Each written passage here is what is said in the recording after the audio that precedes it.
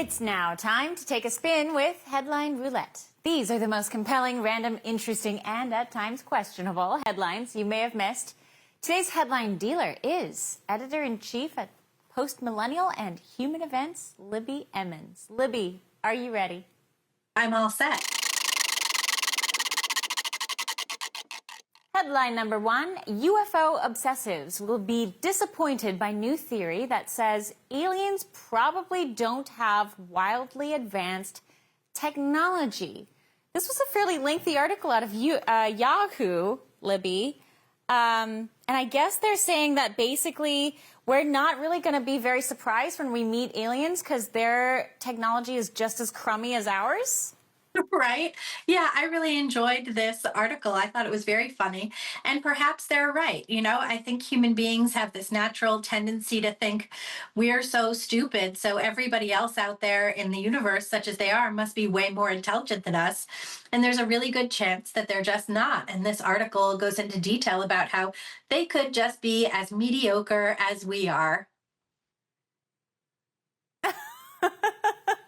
What I love about this, Libby, is, I mean, how do you refute this article? How do you refute this theory, this thesis? You don't. It's like arguing into the ether, I guess. But, you know, you're right to point out this default assumption that we're pretty crummy, so therefore everyone else must be as well. Right. And I think also we really want to know the answers, and there's no way to know the answers. And because we are human beings, because we are natural explorers and we are super curious about everything all the time, we keep coming up with answers just to try and figure out, you know, if we can put this question to rest. And this is, of course, a question that cannot be put to rest. This is a question that only time will tell. And it's also true that time may never tell. We may never know the answer to this question. You know, as a Christian, I always think, did God put people or creatures on other planets? Like, are we just one test case and he's got a bunch of other petri dishes out there? I have no idea. You know, I mean, what if what if we land out in outer space? Yeah, and like they have the same religions as us. Like that would be wild. But you get to the heart of something that is so interesting about the left. And the left cannot abide by this idea that something may be unknown. Mm-hmm. They have this insatiable hunger to answer everything and have a scientific response to everything. And you're right, as Christians, I think at some point we let go and say, at some point there are things that we may never know. We may know in time, but maybe not in our lifetimes. And so there is this kind of letting go that people of a more conservative bend seem to have. I think it's also secret to why we're a little happier generally than the left tends to be. Yeah, I think you make a good point. You know, if you're willing to not know something, if you're willing to put your trust in something bigger than you, you're going to have a better outcome just on your day-to-day life, because you're not going to be looking at your life and what to have for dinner with these questions hanging over you that are unsolvable and unknowable. Right. The line, of course, is aliens and God and theological questions. I think when it comes to Democrats and politics, we are going to continue to ask questions and always be unsatisfied by their answers. But we'll leave that to another discussion. Headline number two, Florida charges Texas man over threats to Jewish conservative media figures. Now, this is a way more serious topic, but it really hasn't been getting a lot of attention, Libby. What do you make of this story and why it's not getting a lot of airtime? Yeah, I've actually seen this story published in a couple of different places. I think we ran an article on it. I know we did at the Post Millennial. And it really just shows you that violent political rhetoric can really radicalize anybody. You know, I mean, it can really push someone to the edge, someone who's already teetering on the brink, someone who is already putting way too much of their personal investment in their life into political outcomes, can be radicalized by rhetoric calling for political violence. And it's something that I think conservatives and people on the right should shy away from. I don't think this is the kind of thing going after, you know, people on the same side. I don't think is something that we really should be doing. And I hope that things like this really quiet and tamp some of that down. One thing the Democrats are really good at is banding all together and not letting there be any chinks in their armor. They even back up Jay Jones, who out of Virginia was essentially calling for the death of a GOP colleague who he said was an evil fascist, calling for his children to die. This is absolutely vile rhetoric, and none of the Democrats have backed down in their support of him at all. But on the conservative side, everybody gets on the airwaves and goes after their Twitter clicks by saying really vile things about one another, and there's just no point to it. It's not something that's going to be good for that movement. It's not something that's going to be good for the country, and it's certainly not going to be good for the people who are targeted so violently and horrifically. And I hope that this guy, just like I hope that people who are calling for political violence on the left, I hope that they face the full penalty of the law. The radicalization of modern society, I think, is happening at speeds that people haven't quite absorbed yet.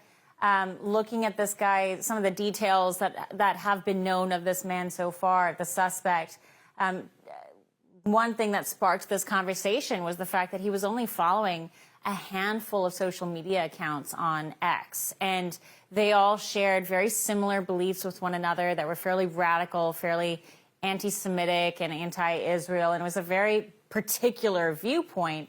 And I don't know that everyone's quite absorbing just how quickly a person, a young person especially, can be radicalized through algorithms and talking heads. Yeah, I think that you're exactly right.